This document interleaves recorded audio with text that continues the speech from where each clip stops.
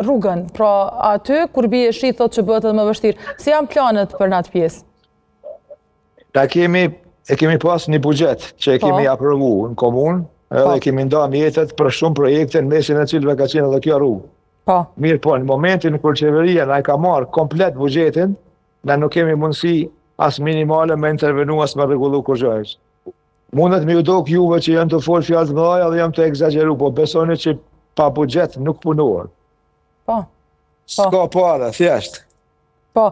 Kryetar, sa i përket planeve, kanë qenë mesin e tyre dhe këto planet për te kalaja e Prizrenit, me pas ndërhyrja, po si është puna për mirëmbajtjen e saj?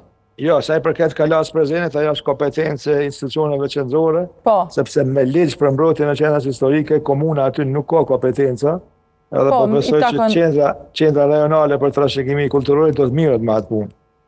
Komuna nuk ka kompetenca, plani jonë është që për kala me ndërthu këtë teleferikun, aty jemi në proces, unë po besoj që gjatë këtij mandatit do të rregullojmë.